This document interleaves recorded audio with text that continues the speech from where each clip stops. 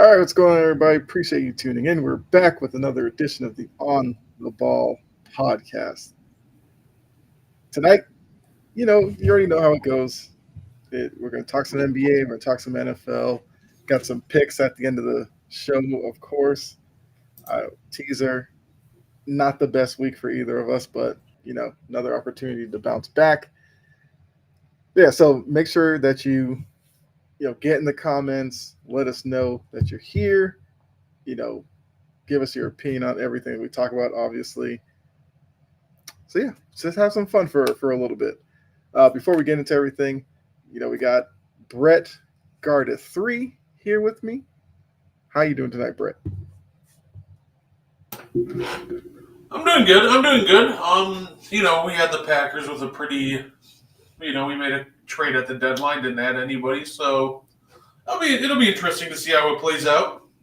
Mm-hmm. All right. Yeah. I mean, look, it was an interesting day for the NFL. Like I said, we'll get into that, but we do have to start with the NBA because we are still early in the season, but I feel like there's a couple of trends that are interesting among some teams, and we're kind of do a either or bit of a segment for the NBA with a couple of teams, like I said, that have kind of surprised a little bit. So I'll throw this one out at you first. Get your thoughts. More troubling start: the Sixers at 1-5, or the Bucks 1-6.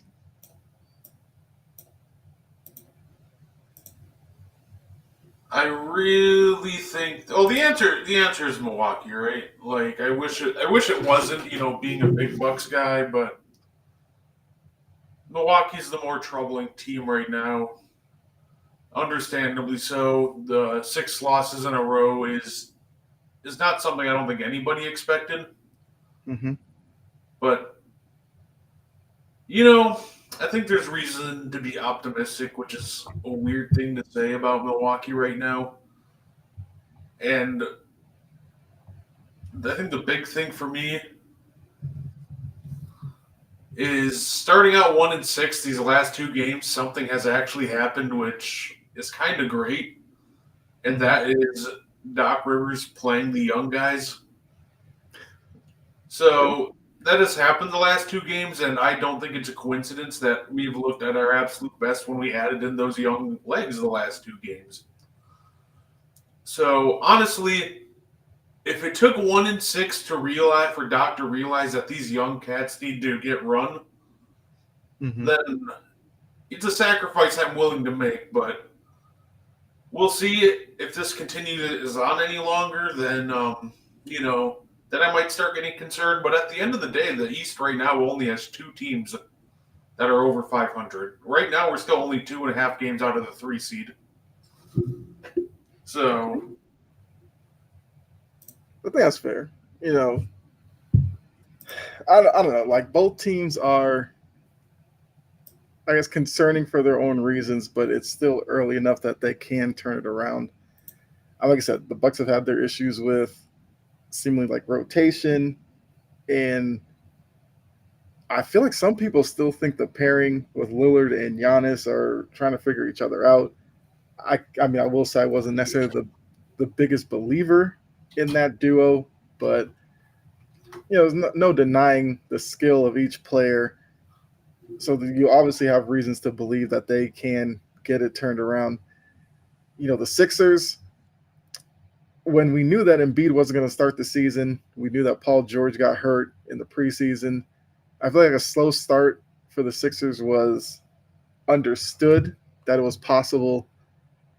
We do know we also learned today about Joel Embiid with a 3-game suspension, which I mean that's a whole other topic, I guess, if you wanted to get into that. But I mean, yeah, for both teams, and their fan bases, I don't know, with the being an 82 game season, a lot can happen. Like all it would take for each team is like one really good week, and the record would look much better. I guess I might say more troubling. Yeah, I probably would go with the Bucks Well, because the age of the roster, some of the guys on there, I think it's nice that Doc is willing to play some of the young players, but I still don't like some of the pieces on the roster.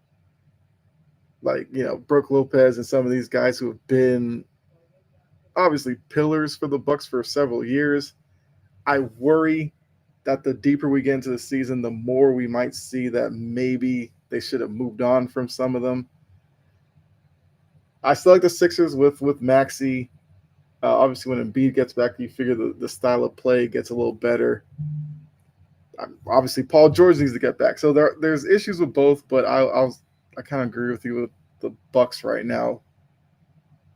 But we'll see if they're trending in the right direction. Okay, next one.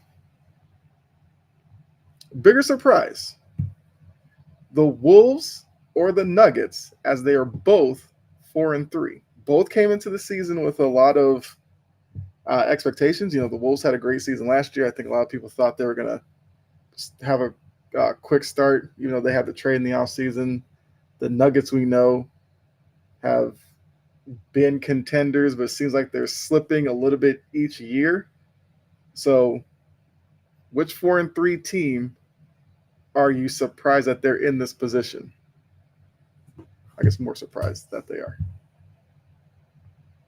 I think my bigger surprise between those two is I want to say it's the Nuggets, but it's not that, they're over 500, so I think I'm just more surprised just how bad they've looked when Jokic steps off the court. And, that's been an issue with Denver for a couple of years now, right? Just the non-Jokic minutes have absolutely killed them. But, it just looks exponentially worse this year. And we're talking about in years past, they're trotting out, whatever's left of the court. This year, they tried to replace him with Dario Saric. Russell Westbrook joined the team. But it really feels like that moving Christian Braun from the bench to the starting lineup to replace KCP, that's just nuked this bench, and it just hasn't looked great so far. We're only 7 games in. We got time. Mm-hmm. But I'm if I had to pick who's more concerning and surprising between the two, it's Denver for those non-Jokic bench minutes. Yeah, I mean, it is tough seeing Denver, and because I'm glad you brought up the Christian Braun being moved to the starting lineup. That's where it seems like the biggest issue has been with Denver each of the past couple of off seasons. An important piece from the bench has been stripped away, and in this case, Braun went from a really good bench unit to now being a starter, which now depletes the bench even more. They've lost, like I said, KCP. They lost Brown. They lost, at a certain point, I feel like that's where we have to realize that's where the team has really taken a step back. And we also learned today what Aaron Gordon's going to miss significant time. I mean, look, it helps having Jokic. We know Jokic can make players better on the court, but I just don't know how much they're going to have available this year without making an in-season move, because you can't have Jokic play 48 minutes every night. He won't last. So they have to find a way to not necessarily win the minutes he's not on the court, stay level, or at least stay close, because you end up burning this guy out way too soon. The Wolves, look, they have the built-in kind of reasoning with the trade happening when it did, still trying to fit in those guys. So I think they'll be okay. But the Nuggets, I agree with you, are going to be interesting to watch as to whether or not they can figure it out and, I guess, be a top 4 team, which has to be their expectations going forward this season. Let's see. Got one more for you. Here we go.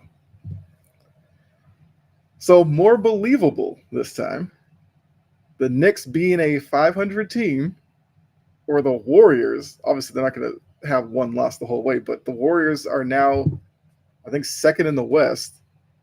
So are we more to believe that the Knicks, will underachieve because a lot of people thought they were going to be top of the East, or the Warriors will overachieve?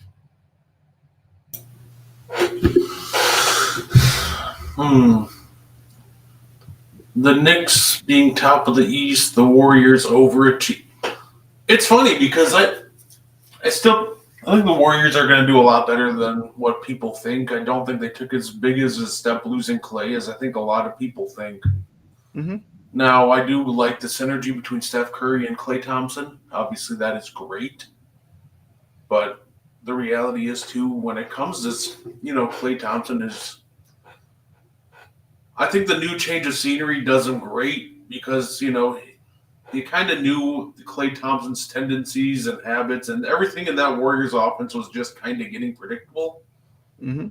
And I think that played a big part, Klay starting to look so rough last year because everybody kind of knew exactly where Klay was shooting from because the Warriors' offense has been relatively similar for years. So, but adding Buddy Hield, you replace Klay shooting, and it's not like Klay was a big plus on defense last year. So, I think with the emergence so far of Kuminga, if he can keep up what he's been doing recently, Wiggins steps up. I think we're looking at a Warriors team that's going to be much better than what people think. Okay. Now, when it comes to the Knicks, I don't think they're a 3-3 team. I think it just comes, synergy with them. I think that's the big thing with them, synergy. They got to just get more reps together, play together, and then throughout. And let's say give it a couple months, and I'm sure they'll click. But I believe the Warriors being better than what a lot of people thought they will be, and I don't believe that the Knicks are a 3-3 team. Okay, all right. This one's interesting. Like, obviously, I don't think the Knicks will necessarily be a 500 team, but a lot of people thought they were going to probably win the East. Maybe second in the East, and right now they are currently, and they're kind of mixed up in a large group of teams that are all around 500. Hold on a second, I literally just had it, but they are Eastern, second in the Atlantic. They're fourth in the East. They're tied with the Heat at 3-3. So I guess, will they be? Yeah, I figure they'll probably hit their stride at some point. I mean, they kind of have to. Look, Austin Rivers is telling us, Cat's the most talented big man in the league. Which, yeah, I feel like we need to kind of circle back to that one here in a little bit. Just on drugs, but yeah, microphones are way too cheap. But I agree with you. I think the Warriors and the demise of that team have been premature. Yes, they lose Klay Thompson. It's weird seeing Klay Thompson not with the Warriors, but you still have Steph Curry. You still have Draymond Green. And maybe by moving Klay Thompson out, it makes some of these other guys feel more empowered to be more aggressive and play a little better, as we've kind of seen so far in the season. So I don't know if they'll necessarily be, a top 2 or 3 seed in the West, but I do think that this is sustainable from the Warriors and that they could possibly be, contending for a top 6 spot. I would say probably more towards 5 or 6. But yeah, I'll say that the Warriors are probably going to overachieve from where a lot of people thought. A lot of people were saying play in at best. I think they're a little bit better than that. But yeah, now that I did bring that up, I feel like we do need to touch on this Austin Rivers stuff. Because Austin Rivers on a podcast was talking about how he thinks Karl-Anthony Towns is the most talented big man. I believe the co-host on the show said, "What about Jokic?" Austin Rivers took the suggestion and stood on the hill and said, no, Karl Anthony Towns is more talented. And then he asked the other guy, tell me what Jokic does better than Karl Anthony Towns. So I guess we'll just leave this as a quick little open-ended discussion based off of that. How crazy is Austin Rivers for saying Cat is more talented than Jokic? The answer to what does Jokic do better than Karl Anthony Towns is just play basketball, but there's one thing that Karl Anthony Towns is better on the court than Jokic, and that's shooting. Like, he's a better shooter than Jokic. I'll give him that. But to clarify, he's a better three-point shooter because Jokic, one of the reasons is so elite that he has insane touch around once you get him into that 10-foot area. The thing about Jokic too, he's a playoff riser. We've seen that. We've seen that multiple times. The only team he's really seemed to struggle with in the past couple of years is obviously the Timberwolves. When you have three centers that you can rotate on for 48 minutes, then yeah, you're going to wear him down. But even then, that Game 5 performance he had was absolutely special. I watched Karl Anthony Towns in that same playoff run. Ironically, one of those series being against Jokic and the Nuggets, just shrink more often than not. I think Karl Anthony Towns is talented. I don't think there's any denying that. But to say that Karl Anthony Towns is more talented and is better than Jokic is just the most brain-dead take in a minute. Because it's not like you can sit here and make the argument, well, Cat is league's better of a defender than Jokic. Like, Cat's not a great defender either. And if we start comparing offense, it's not close. It's Jokic. Whatever gap you think there is on defense between Cat and Jokic, if you want to say Cat's a better defender than Jokic, you probably have an argument. But there's zero argument for Cat to be even in the same realm of offense as Jokic. Like, it's absolutely egregious. It's not even close. Nikola Jokic is the better basketball player. Okay. I mean, look, I feel like there's some other big men who might be, I don't know, maybe deserving to even be someone in the topic. If you're going to bring Cat into the topic along with Jokic, like, does that not open the door for Embiid, AD, like some of these guys? So I guess we'll do that really quickly. Looking at the big men, you have Jokic, Cat, AD, Embiid, and you, I guess, are starting, benching, cutting, and I guess I would need a fourth one for the fourth person. I'm cutting. Yeah. So I guess we'll cut two, start, bench, cut two. If I can guarantee a healthy Embiid, I would go start Jokic, bench Embiid, and cut Cat. The funny part is, once we start talking about bigs in the league, like I can name 5 better than Cat. Obviously, we already talked Jokic, Embiid. Then you said Anthony Davis. If Anthony Davis is in the conversation, then I'm going to bring Giannis into the conversation. Okay. So Jokic, Embiid, AD, Giannis. I'm brain farting here. Who am I missing? You mentioned him. There were 4 that you just mentioned. Oh, I said Cat, Embiid, Jokic, AD. Oh, you only said 4. Okay. Yeah. And then you brought in Giannis. I can add Giannis, and you can make an argument that even someone like Domantas Sabonis is ahead of Cat. You can make an argument that Bam Adebayo is ahead of Cat. Like, I think Cat is talented, but there's a reason he's not talked about as one of the best in the league. He's not really ever in the conversation for top 5. Mm-hmm. He's like a tier below the top tier. He's in that tier with, I think, like Sabonis. Like a tier below that top tier. And that's a good spot to be in. But to try to sit there and say that he all of a sudden just became the best player in the league because why? Because he went to New York? Right.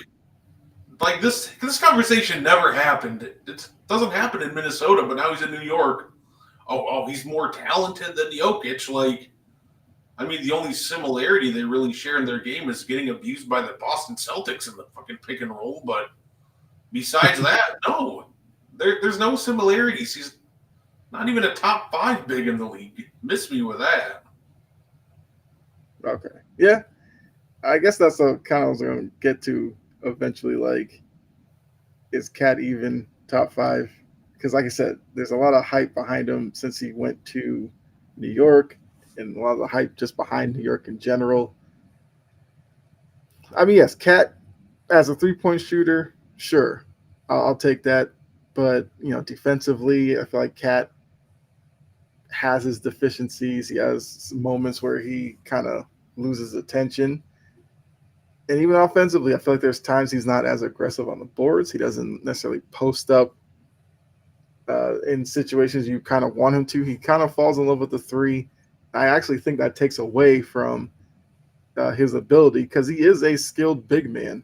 But it's like he limits himself because, as he said, he wants to be the best 3-point shooting big man of all time. I feel like he should probably strive to be a more all around big man. But, Austin Rivers has said crazy things. So it may not even be the first time. I mean, first time, but it may not. It definitely won't be the last time we probably bring up something that Austin Rivers has said. Because I don't know, between he and Perk, I mean, I don't know who's more out there with some of their takes. Because even Perk, I feel like the answer's Perk. yeah. Oh, Perk was asked, I think, by Steven Jackson, the whole rumor about him being like banned from the building on banner night by the Celtics because there's like some rumor like some Celtics player didn't want him there, and I think everybody's assuming it's Jaylen Brown because like out of the guys on there, Jaylen Brown is one to, I guess, act out on people saying stuff about the team. And Perk's reaction was he didn't give an F, almost making it seem like he didn't necessarily want to be there or be a part of it or something. Which I'm like, I think you're lying on that one, KP. But it's all good. I mean, look, those are, okay. Go ahead. No, that will never cease to entertain me. Like Perk thinks he deserves like to always be front and center with everything that the Celtics are doing, even though he's like constantly trashed them for years. And then I think, if I remember, I can't remember what he said, but I think he was taking shots at like Brian Scalabrine too. Mm-hmm. And I'm just like, dude, like, what do you do? Like, okay, but Scal, he's criticized the Celtics, but he's fair. And I think that's the key that Kendrick Perkins misses, right? Mm-hmm. You can criticize a team. You can criticize the Boston Celtics, for example. I've done it plenty. But, call me out if I'm wrong, but I've always been fair in my criticism. I never say anything egregious. It's normally just things that you watch on film, stats back it up. Okay, now I can make this point. Perk just says the most outlandish stuff for absolutely no reason besides he knows it'll draw, attention on Twitter and get himself paid with a good paycheck from Twitter. So, and then he wonders why the Celtics don't like him. Like, exactly. I don't know, man. Perk. Yeah, just keep it up, Perk. And then, like, when he does this stuff, I feel like this season he's gonna be like the biggest Knicks supporter, and keep wanting to tell us like how good the Knicks are. It's like, okay, you can calm down with a lot of that, but yeah, like anybody in the chat, like if there's anything NBA related you want to bring up, feel free to do so. Because we will switch to NFL here in a little bit, but didn't want to move on in case any of you guys wanted to bring up anything. I mean, we can talk about this. How about, I guess, the Cavs and the Thunder being the last two teams that are undefeated. And I assume the Cavs would be the more surprising one of those two. But looking at those two teams on paper, which team do you think, if they met, like neutral site, something like that, is the better team? You have star power on both sides. You have I mean, the answer is the Thunder, and what they have over the Cavs is just better balance. Okay. Like, they have better balance. They have the better superstar. I'm a big Donovan Mitchell fan. I just think SGA is better than Donovan Mitchell. Mm-hmm. So they have the better number one option. I think where the Cavs really could gain an edge, maybe, is Darius Garland is the second, is great. But the reality is that Thunder team would just give them absolute fits because you have a perimeter defense with SGA, Lou Dort, which at any point you want, you can rotate Alex Caruso in there. Now we start looking at like the forward. We got, Jalen Williams, Chet. He's out right now. Isaiah Hartenstein, Cason Wallace. They just have a ton of guys that play both sides of the ball at an insane level. Mm-hmm. Like, I'm watching, try to figure out why. I think the Thunder played the Hawks recently, and I'm watching, Trae Young just struggle mightily because there's just nobody that he can attack. And then Cason Wallace comes into the game, and Trae thinks he can attack him, and then Cason Wallace just straight up rips him on the first play. So, overall, I like the Cavs. I like what they're doing, but I just think the Thunder are just the better team than the two. That two-way balance that they have right now is insane. Mm-hmm. Yeah, I mean, I would agree. I think the Thunder are just much deeper. There's a reason why I believe that they will probably come out of the West this year. The Cavs, I like some of the pieces on there. I'm still weary of a team that's led by Donovan Mitchell, whether or not they can, win big in the playoffs. But they do have Mobley, they have Garland, they have guys there. It's funny you brought up the Hawks because I just watched the Hawks the other day when they faced the Celtics.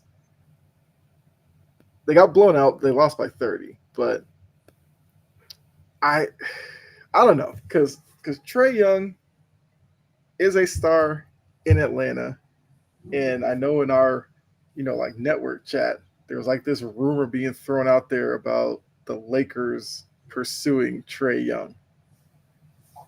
Am I crazy to think that why are people so obsessed with Trae Young? Like, am I missing something? Maybe I'm just a Trae Young hater, but I'm seeing an undersized guard who shot selection I think is an issue because sure he can hit from the logo, but I feel like he takes way too many deep threes than he probably needs to. I worry about him against legit defensive teams like the Celtics bottled him up. I've seen the Heat bottle him up in the playoffs. Like, really good defensive teams, he struggles against. Defensively, he's maybe the worst liability in the league. I mean, Luka would raise his hand as like, I'm in that discussion as well. But like, I don't get the obsession with Trae Young at all. I mean, tell me where I'm wrong here. I understand the talent of Trae Young. Trae Young is, if you're going to, like on the offensive side of the ball, if you're picking players to build an offense around, Trae Young would actually come up on that list a lot sooner than you'd think. Like, he's a very talented offensive player. He's insane in the pick and roll because he can pop. He has a great floater. He has a great touch on his lobs. But when I look at if a player can play with other superstars, right, I don't necessarily look at what you can do with the ball in your hands. Mm-hmm. I'm glad that Trae Young is good with the ball in his hands, but And I think one of the values of trying to trade for a Trae Young if you're the Lakers is if you're worried about the non-LeBron minutes and AD minutes, then Trae Young can kind of bridge that gap, and you can always have a superstar, like a star player out there. Mm-hmm. But here's the real concern for me for Trae Young, and this would be the biggest question mark I'd have, because even when he had like DeJounte Murray and other guys, trying to play with him, I'm sure you've seen it too, Kyle. How well did Trae Young move off the ball? He didn't. He He was doesn't. disinterested. He doesn't move if he doesn't have the ball, and that's really what the concerning part to me is. I think if he was willing to move more and just kind of like a la Steph Curry, in a sense, Trae Young could be a great addition to a lot of teams and just break a lot of defenses. But the current version of Trae Young, I'm not too sold on, unless he really buys into the idea of playing team basketball, of just being willing to just move around more, run around screens, and just overall put more pressure on the defense. Because I've watched enough Hawks games that when the ball's not in his hands, it's not like he's And granted, this could not be. Maybe it's not on Trae Young. Maybe Quinn Snyder doesn't just draw anything up when he's off the ball. But so my big concern with Trae is actually more so what he's doing when he doesn't have the ball, and obviously defense. So it would be a major risk. It would be a major dice roll because Trae Young has never played in a system where he doesn't have the ball in his hands all the time, which LeBron would take the ball out quite a bit. Mm-hmm. But I see the vision, but that leads to the other issue of you have to nuke your entire team's depth in order to really get to Trae Young's salary. Mm-hmm. So I don't like it for the Lakers because they don't have a nice contract to really match up and get him. I think they just have to give up too much to get him. Yeah. Yeah. I mean, look, I feel like Trae Young would put up 30 or something on a team like the Hawks that have no business contending or being in the conversation. Like you said, if he goes to a contending team, he's not going to be able to play the same way he does. And that's where I feel like that's where you see a lesser version of him. And even with him scoring 30 on nights with the Hawks, he still is like a net negative when you factor in defensively. Like I said, watch that game, Celtics Hawks, and I know the Celtics are a really good team, and the Hawks aren't there yet, or aren't there at all. But we were seeing, them switching like Derek White on him and just going to town on him, or even when he was off the ball defensively, he would be like in his own zone, covering space and just leaving guys open on the perimeter. And I'm like, and if he has a night like he did that night where he only scored 2 points, it's like he's downright unplayable if he's not going to be, I guess, just paying it. He's not going to be attentive defensively, and then offensively, he's not hitting buckets. Like, he's one of those guys that you just can't have him out on the floor too much. So, yeah, I don't know the Lakers' obsession with it, especially thinking that if I'm the Hawks and if I'm really looking to move Trae Young, it would be young pieces. If you're the Lakers, the young pieces that you have that I guess the Hawks would want would be like a Dalton Connect.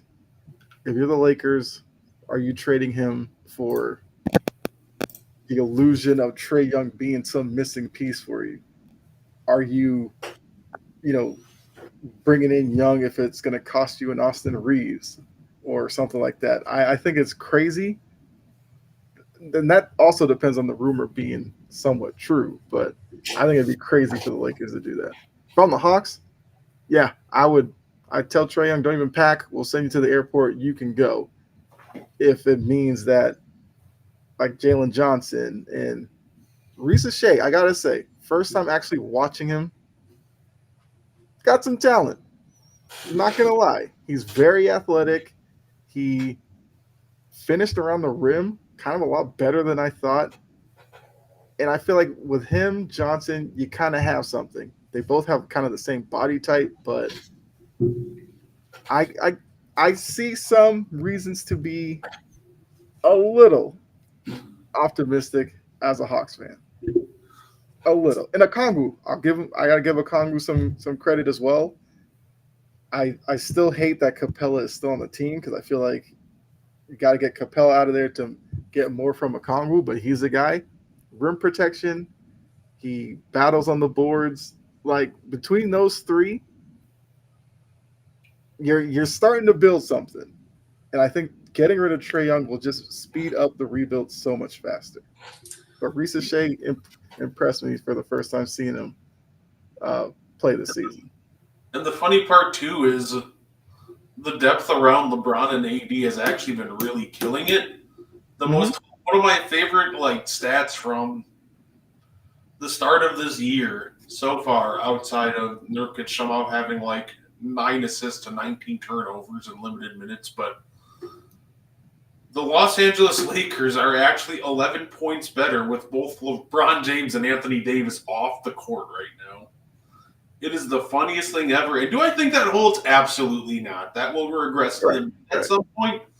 But I think it's really just an indictment on how well coached this team is with JJ Redick. He is being able to work with the depth given.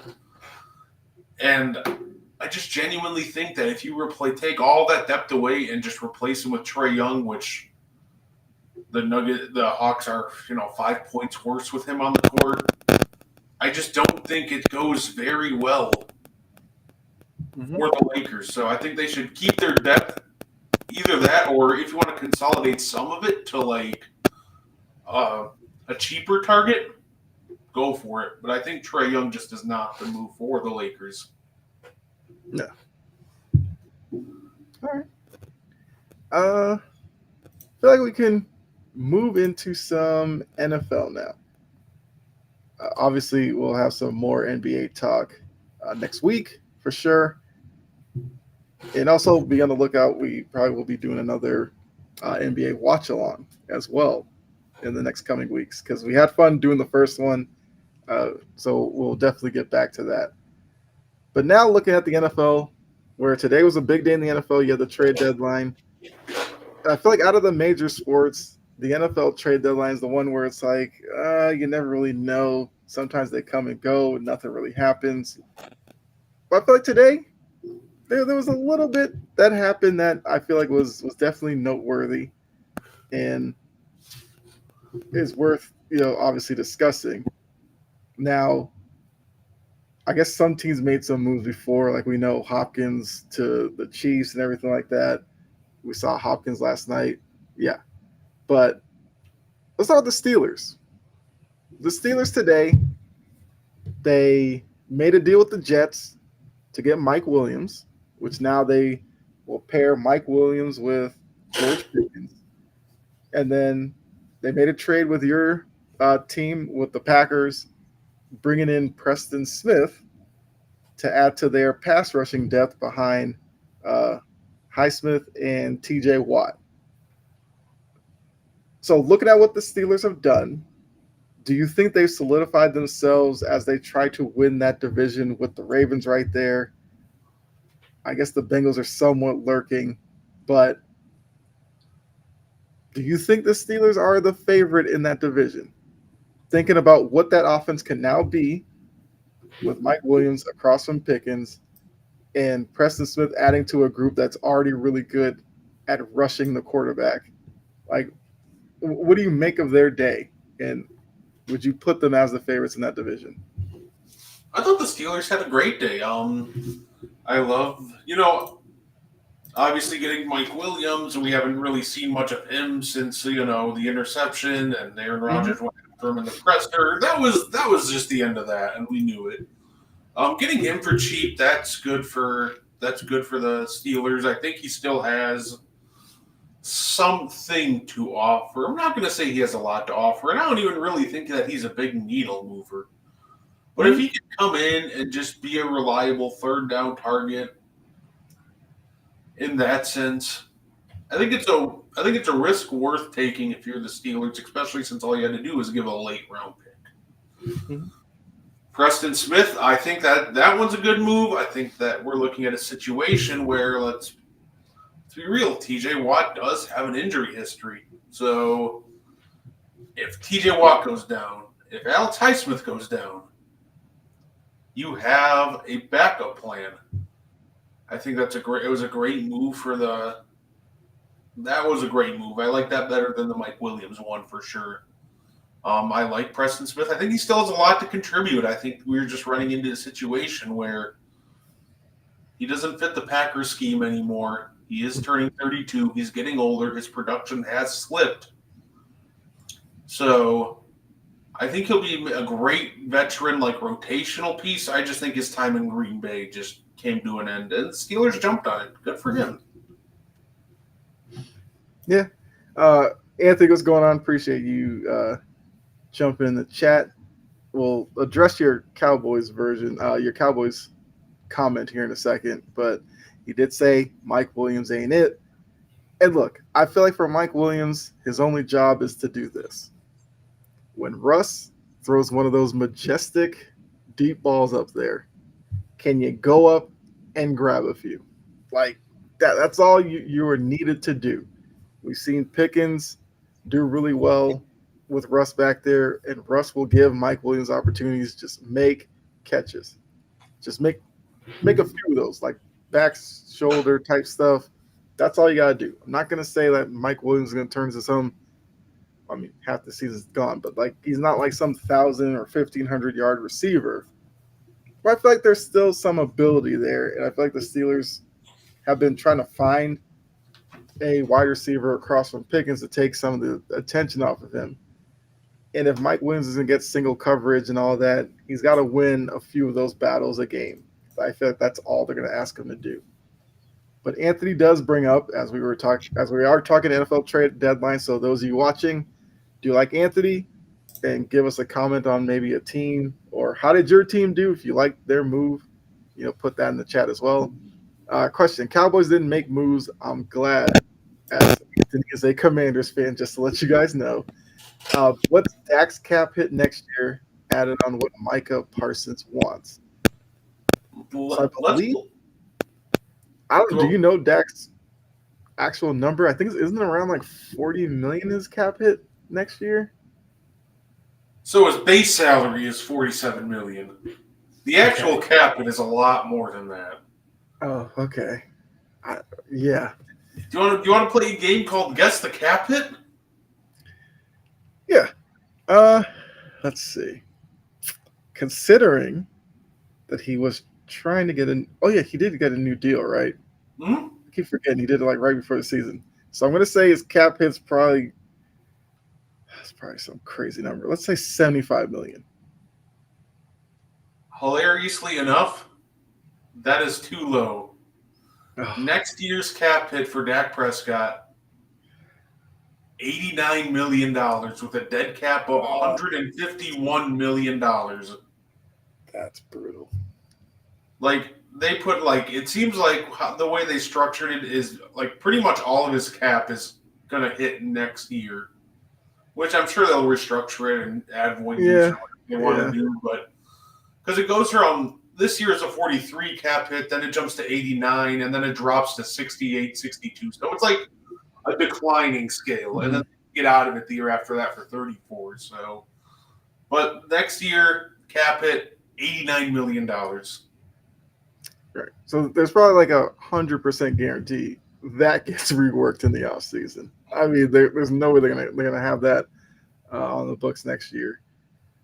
I mean, yes, we know Parsons needs a new deal. Now, Anthony, you did say the Cowboys didn't make any moves. They got Jonathan Mingo. Okay, respect the Jonathan Mingo move. No, he's out of suburbia with Carolina.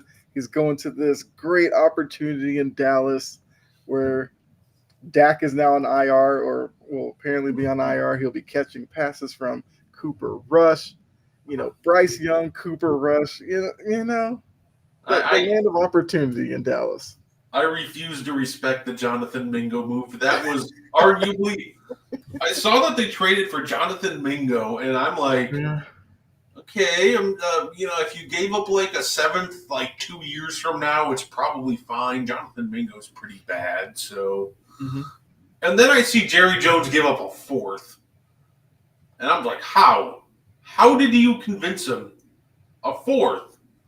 This is the same guy I watched play the floor is lava and jump 7 yards out of bounds trying to catch a Bryce Young, which it wasn't a great thrown football, but any decent receiver knows how to, slow up and try to toe tap.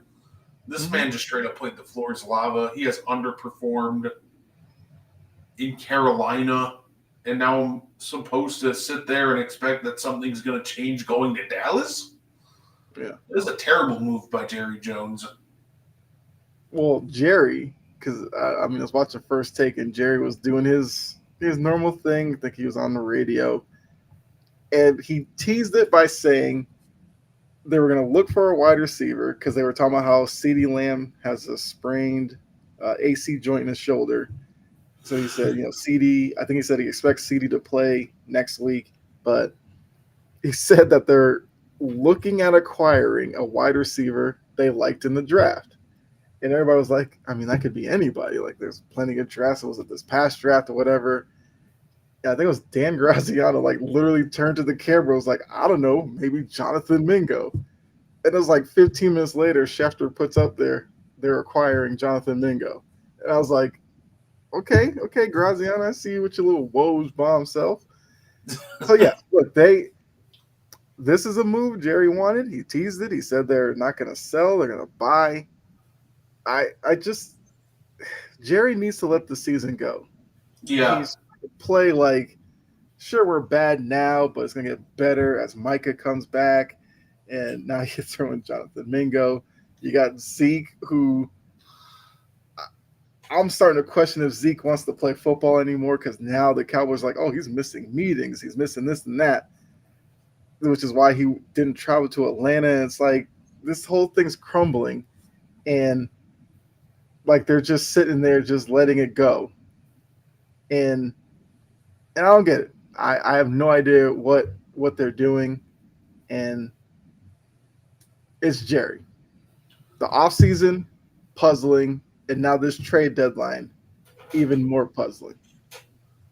It, like, he thinks that Micah Parsons comes back and fixes half the problems, but half these problems were happening when Micah Parsons was, playing. Mm-hmm. Like, I think the reality is this season's just lost. I think what they need to do is regroup, and next year or next offseason, you gotta fortify that middle of the pack, that middle of the line. Mm-hmm. You have to get Mozzie Smith out of there. He just genuinely just is the worst, like, relevant D tackle in the league. Mm-hmm. And by relevant, I mean, if you look at every D tackle that plays on legitimate teams that have playoff aspirations, he stinks. He's awful. And I think that's the problem. It's just teams can just bully the middle of the line and just completely overwhelm that line. And I think Micah Parsons is, a great talent, but he's only one guy. If I can just double Micah Parsons out of the play, then guess what? I'm going to do that. Make somebody else on the line beat you in the run game, especially, and just nobody's stepping up. Yeah. Also, with Dak likely going on IR, this is a tough question to ask. If you were the Cowboys, would you start Cooper Rush or throw Trey Lance out there, or a combination of the two, where Lance comes in for like a select package or something like that? I would throw Trey Lance out there. Like, Okay. you already know what you have in Cooper Rush, which is next to nothing in terms of NFL players. Which actually just straight up might be nothing. Like, you might as well throw Trey Lance out there, let him get some NFL action, and see if there's actually anything there. I think that maybe you can turn Trey Lance into a solid, maybe backup quarterback. And I think that's what the rest of the season should be trying to figure out. Like, okay, who's going to be our backup quarterback next year? And I think that could be Trey Lance. I don't think he's a starter in this league, but I think you give him the chance to prove that, hey, I might not be a starter, but I can play. I can come in relief and help your team.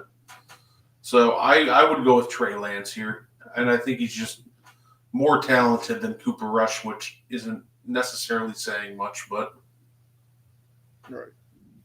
'Cause I mean, look, they traded for him for some reason. Well, they brought him in for a reason. Once again, the season's not going anywhere. Maybe he goes up there, he gives you some excitement, he makes some plays, and now you know going forward what kind of quarterback he is. And if there was a time where maybe you wanted to move on from Dak, like he's somebody that you could, turn around and let him, I don't know, develop something with Lamb and some of these guys. So I agree with you. I would go with Lance. Part of me thinks Jerry's going to be like, you play Cooper Rush, we're going to win some games. They probably lose all 4 or 5 while Dak is out. So, yeah. The Cowboys don't have a 4th round pick for for this year and next year because they gave it all up for Jonathan Mingo and Trey Lance. That is the most hilarious misuse of assets I may have just came to my mind today. Yeah. Hey. There's still value to be had in the 4th round. But no, I need my backup quarterback and my wide receiver 4 when everybody's healthy. Jerry Jones needs to get a real GM. I'm going to put that out there. We know that's not going to happen. Yeah, I know. But it's killing his own team. Exactly.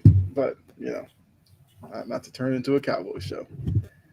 Looking at some other moves that happened.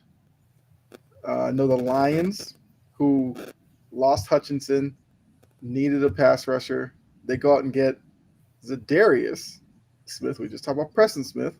They went and got Zadarius Smith from the Browns to bring in. You as a Packers fan, how'd that make you feel? Were you worried to see that they went out and got a pass rusher?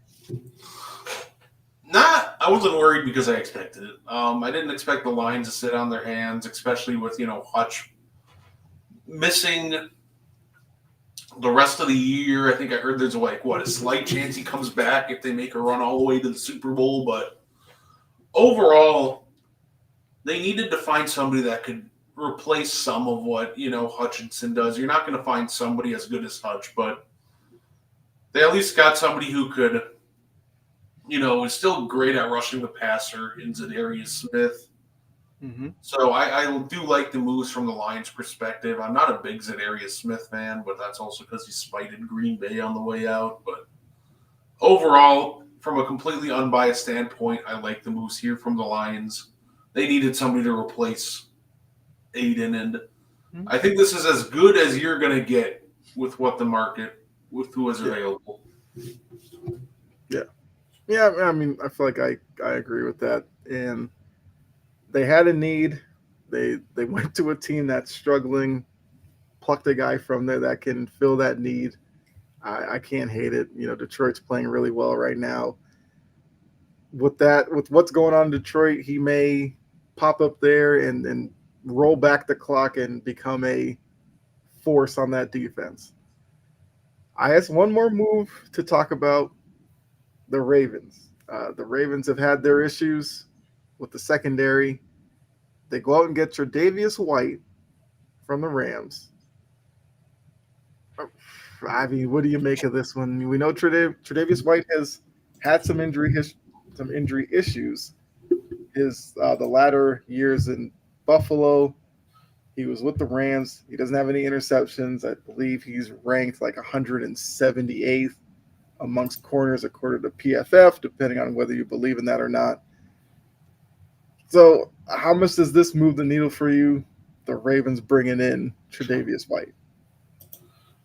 I mean, I don't think it moves the needle much. I think, we all know that Tre'Davious White is, immensely talented, but unfortunately he just suffered too many leg injuries, and now you're really seeing it. I don't think that, Tre'Davious White necessarily, is an elite cover corner anymore. But that being said, I think he could help the Ravens as long as they don't ask him to do too much. They have Marlon Humphrey to cover number ones.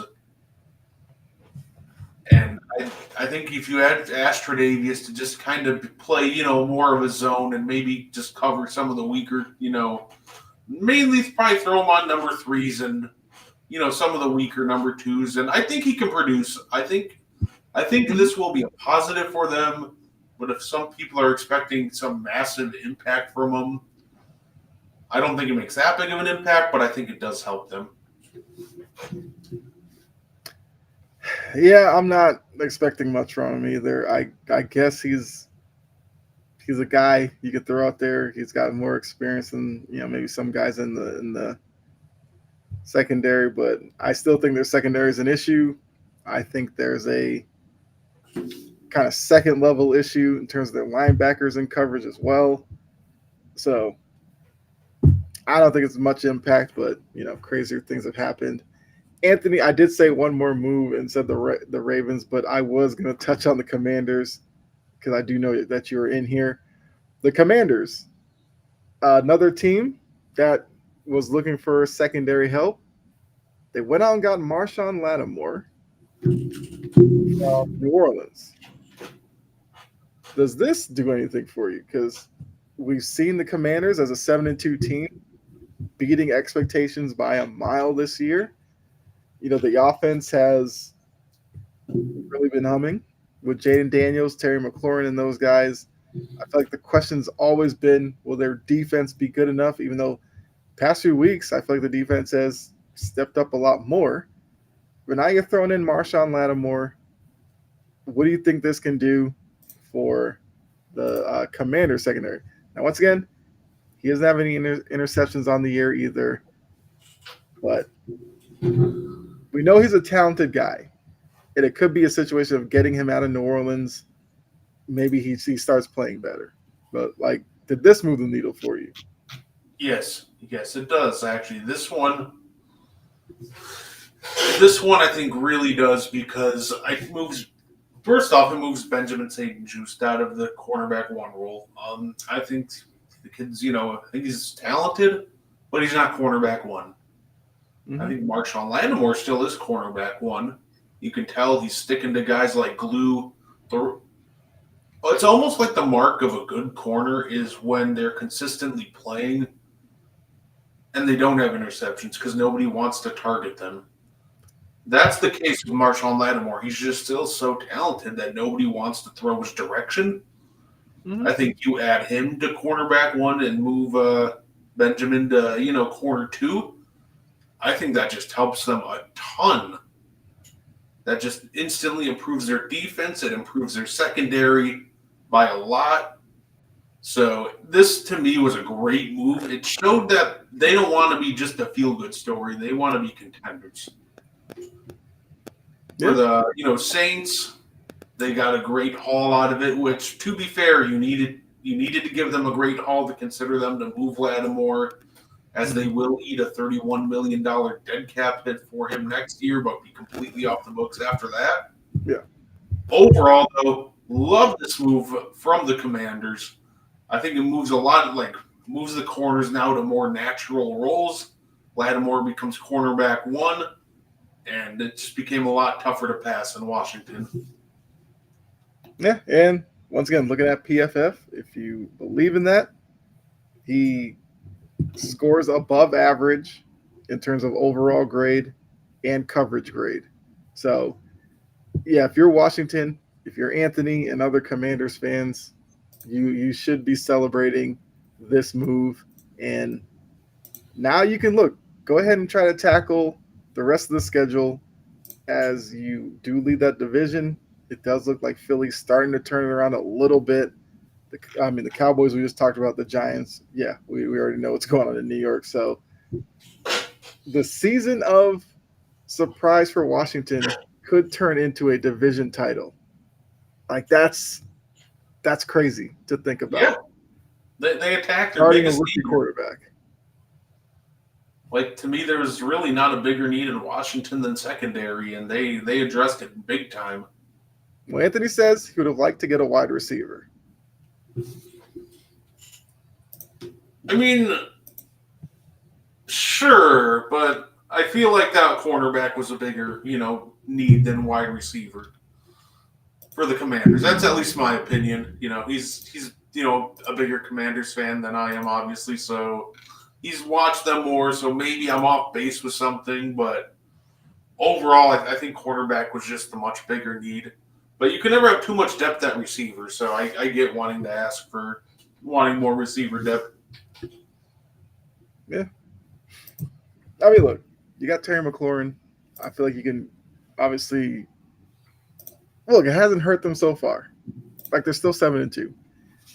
I understand what you're saying, Anthony, but still have reasons to be optimistic going forward. I mean, the Jahan Dotson move before the season I thought was a little odd, but like I said, hasn't hurt them so far this year. No, and I think the big key to that is just Terry McLaurin is drawing so much attention that guys like Noah Brown and Olamide Zaccheaus, mm-hmm. they're efficient with their targets, and that's huge. Because to me, this is insane, right?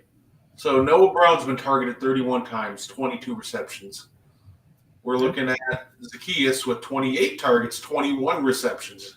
Dyami Brown, 14 targets, 11 receptions. Luke McCaffrey, 14 targets, 12 receptions. Terry McLaurin is obviously taking a bulk of the coverage, but, your number 2 through 4 guys, they've been great at just not wasting opportunities, coming down with catches, just taking advantage in general of all this attention that McLaurin's dragging. So I'll give credit, too, to the young guys in Washington for stepping up. Yeah, absolutely. And look, Jayden Daniels has been really good decision making so far. So Anthony, if I were you, just hope for that to continue. The offense will still score, I think. But that's a worst case scenario next year. Maybe draft another young guy to grow with Jayden Daniels. The future is definitely bright in Washington. All right. I feel like, look, talk the NFL trade deadline. Might as well get into some picks because it's already week 10. Yeah, it's week 10 already. It's moving along. But I'm going to sit here and show you guys where we are. Hold on. Bring that up. There we go. NFL picks. Let's share the screen really quickly. Go.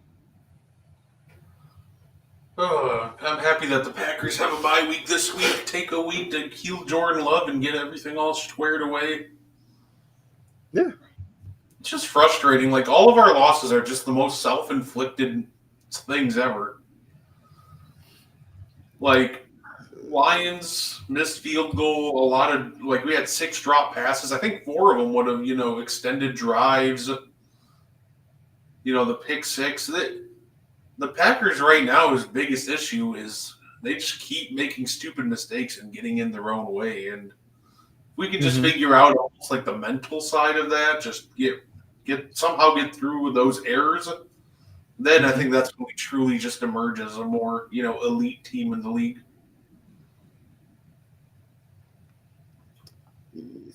All right, it's got that same error about sharing the screen, so I'll just make it work again. So we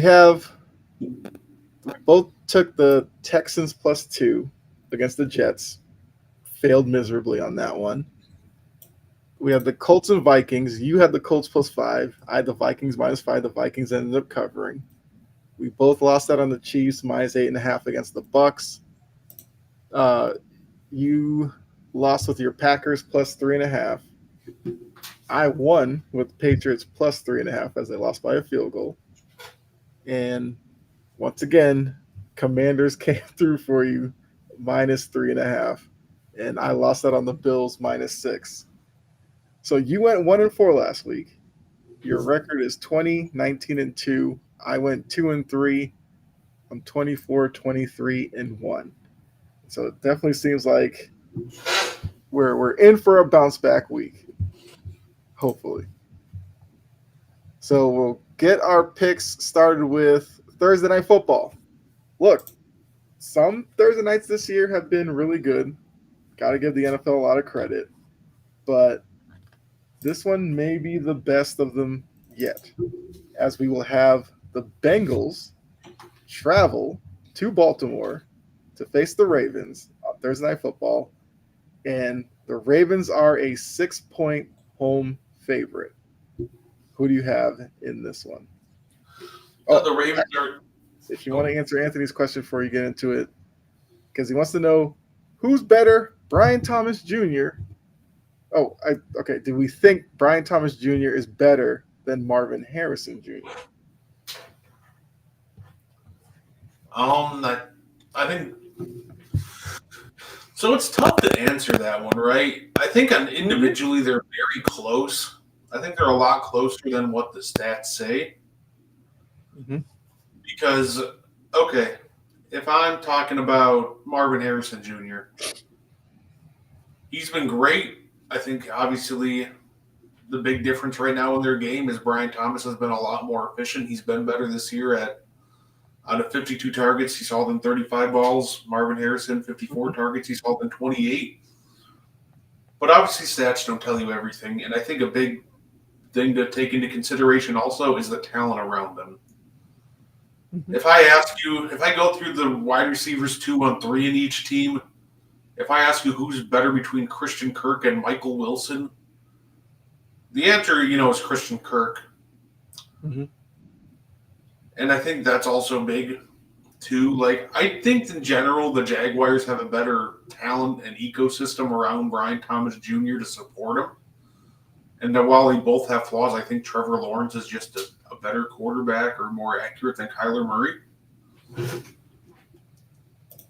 In the year 2024, yeah, Brian Thomas Jr. is better than Marvin Harrison Jr., but I think going forward, it'll be tough to predict. But if I had to take a guess, I think that holds. I think Brian Thomas just ends up being a better receiver than Marvin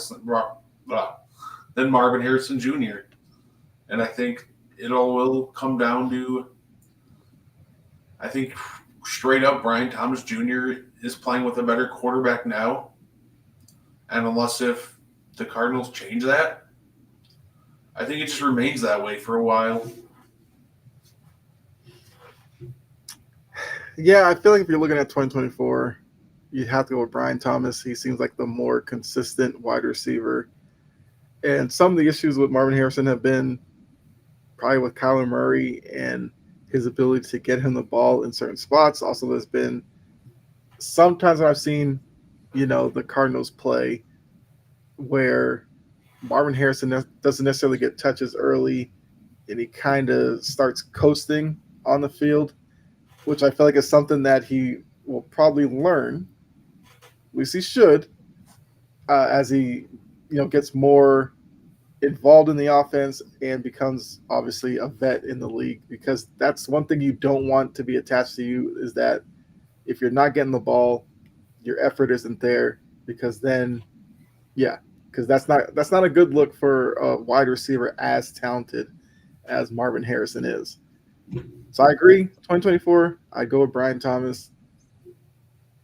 I feel like Harrison should be better. And I think Kyler's been playing well this year. At least when he's had some spots where he's been not so good, but I think it's been a bit of a bounce back year for Kyler Murray. And also with the Cardinals, it seems like Kyler has such a connection with McBride, the tight end, that I feel like he looks to McBride first. And not a bad target to have. Like McBride's having a good year as well. So I think Thomas is getting more opportunities. But I do think Harrison, probably 3-4 years from now, will probably be the better guy. All right. So back to the picks. So once again, the screen share is not working. So it's just me reading out. So we got, like I said, Bengals traveling to Baltimore, face the Ravens. Ravens are a 6-point favorite. Who do you have? Give me Baltimore. I'll take Baltimore to cover. I think that they've overall been the better football team. Obviously, Joe Burrow's coming off a great performance, but I don't know if it'll be enough, Mm-hmm. and I don't think it will be. Okay. I mean, look, last time they played, it was a really good game, a game that you could maybe argue the Bengals probably should have won. We know that Lamar is dealing with like back, knee. I think he didn't practice again today, but it's probably obviously will play. I don't know. I think I'm gonna take the Bengals in the 6. I feel like it's a game that the offense from the Bengals will probably keep it close. Yes, they brought in Tre'Davious White, but I still have questions about their secondary.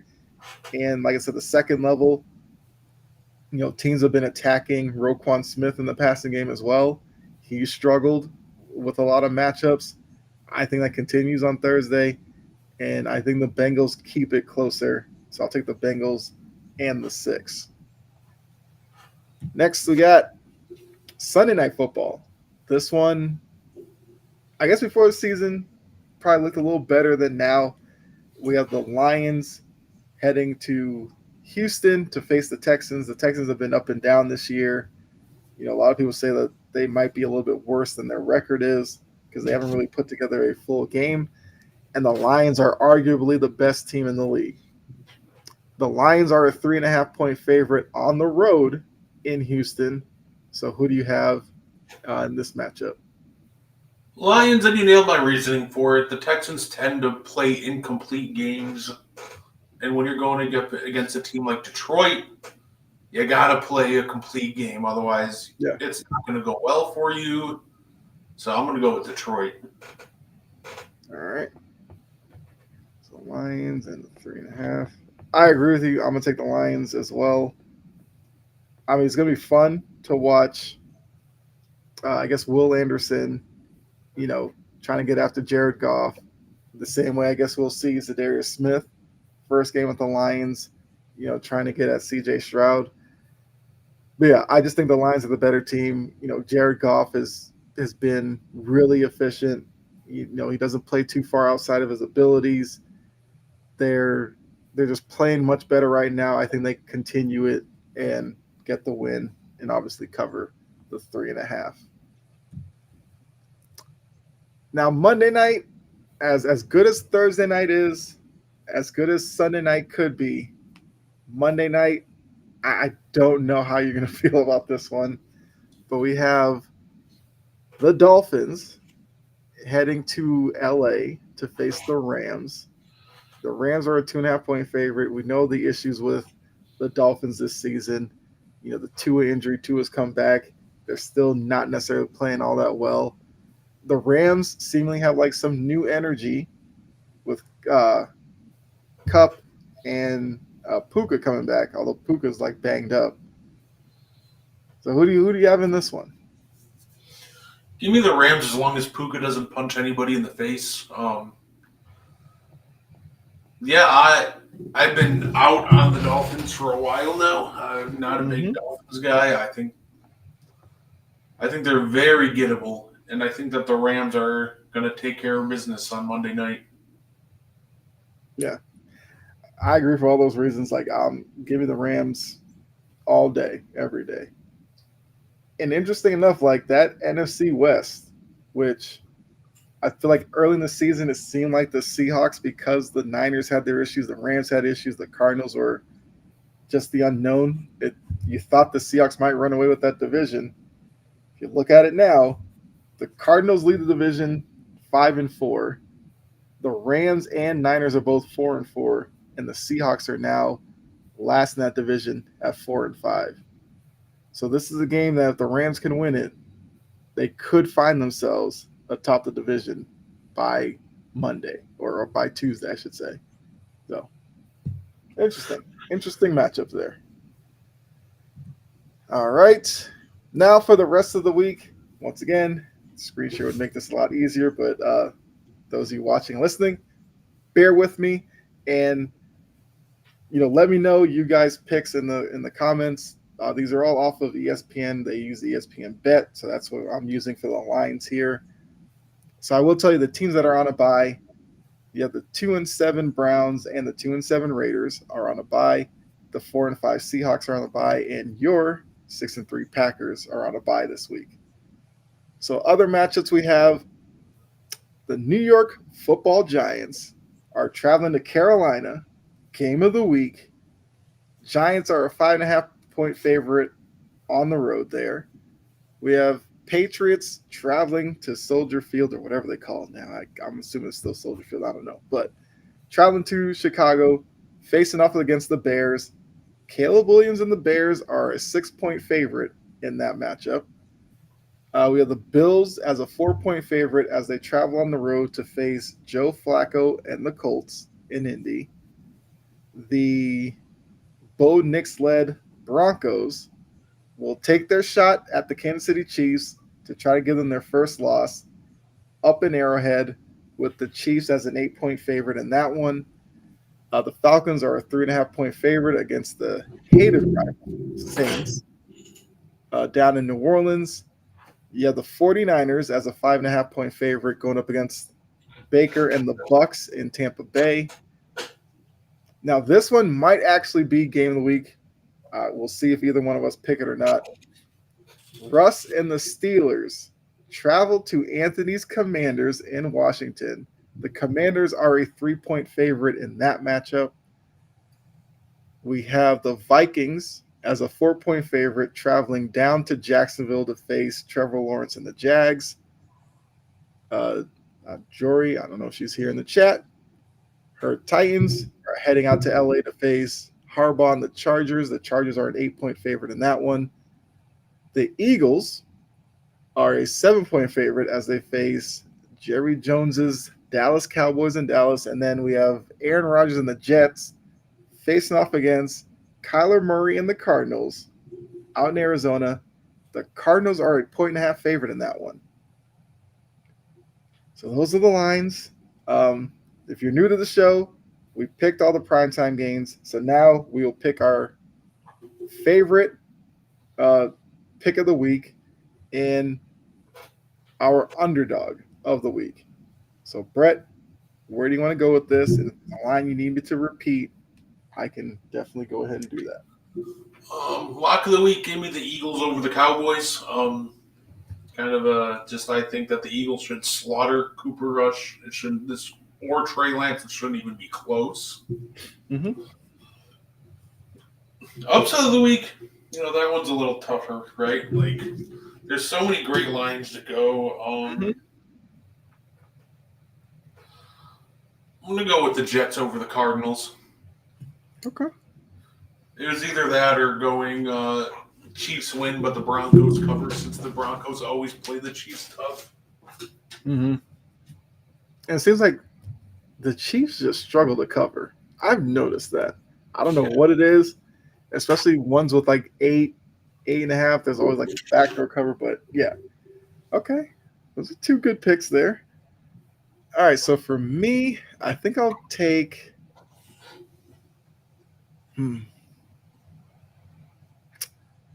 So for my favorite, I'll go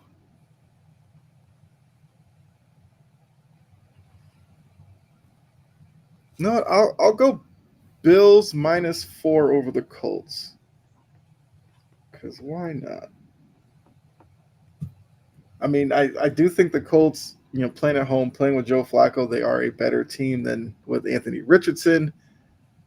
But I feel like this is a game that the Bills should win, as Josh Allen and that team have been playing really well so far. The Bills seem to be in the driver's seat in that division. Like, this is a game that they can put some more distance, and just get that much closer to clinching it. I mean, 4, I think it's a good number. Yeah, I'll stick with that one. I think the Bills should be able to win that one by 4. But knowing my luck, Joe Flacco will probably have some miraculous late game heroics, and they pull that one out, and I'll look foolish here next week. But I'll stick with that. Now, underdog. Like you said, there's a couple that definitely scream out to me that I could go with. Because mentioned the Chiefs struggle to cover. The Broncos have played much better than I've expected so far. I could go with my Patriots against the Bears. Drake May is making lemonade with lemons, I guess. I don't know. I mean, I'm not going to disrespect the whole team, say they're lemons, but like Drake May is making things work. We've seen Caleb Williams and the Bears struggle. I could go there. Not going to lie, Anthony, you might want to cover yours for this one. I could see the Steelers go into Washington and beat that Commanders team, only because that team is just playing. The Steelers are playing very confident right now. But I can't pick that one because I like both teams so much right now. It would be a Falcons thing to struggle against the Saints in New Orleans because they normally do. But the Saints are kind of a hot mess. You know what? I'll take my Patriots. I'll take the Patriots +6 against the Bears. That's a great pick. Yeah. Say Bears seem to be smart. Yeah. And I feel like this would be a good week probably for the Patriots to go in there, take advantage of that, and cover the 6. If not, win it outright. I don't know. All right, so those are our picks. Just to let you guys know once again, for Thursday Night Football, Brett and I are split. Brett's got the Ravens -6. I've got the Bengals +6. We're both taking the Lions in the Sunday night matchup over the Texans, and we're both taking the Rams over the Dolphins -2.5 against the Dolphins on Monday night. Your favorite pick, you have the Eagles -7 at the Cowboys. I've got the Bills -4 at the Colts. And then your underdog pick, you've got the Jets +1.5 at the Cardinals. And I'm taking the Pats +6 at the Bears. So those are our picks. I guess anybody in the chat, if you wanted to throw out a pick yourself, feel free to do so. If you think one of our picks are crazy, you can definitely let us know as well. I feel like we got a couple of minutes left in the show. So, if anybody in the chat wants to bring up something that we may have missed, feel free to do so. If not, I guess we'll look to get out of here. Brett, if there's anything you want to plug, feel free to do so right now. Let them know where they can find you next. The floor is yours. You can find me next in 27 minutes at 8 p.m. Central. I'm going to be on the Meaty Boys podcast. We actually have a special guest this week, the inaugural Fountain City Pro champion, Camaro Jackson. Fountain City Pro was founded by someone Kyle and I know very well, our good buddy Chase. Yeah. So definitely check that out. I'm super hyped. I can't wait. This is my first ever interview with an actual wrestler. So Nice. It's exciting. I'm not going to lie. I'm a little bit I got butterflies. It's like a good nervous though. So I'm definitely looking forward to that. Yeah. Look, those, because I did one, I guess back when we had New Breed, and I did one for the high school kid, and I was feeling the same way. I was kind of nervous doing first interview. It's just, just having a conversation. You two have something in common, obviously, with wrestling. I feel like you'll be all right. That's just think about it that way. You're just sitting around talking wrestling with somebody. I think you'll be fine. So, like Brett said, make sure you guys go check that out as he's going to interview an actual wrestler. Maybe have some questions for him to help him out. Go ahead and check that out. Yeah. Looks like nobody in the chat wants to ask anything. It's all good. I guess we gave them as much as they could handle tonight. Right. But yeah, so, make sure you check me out, obviously, on here at Integrity Sports Network. I will be back on here Thursday. Actually, Brett as well. Sideline will be on here. And then I'll be on Sports Banter as well later on Thursday night. Also, Friday, Passion and Precision with Jory.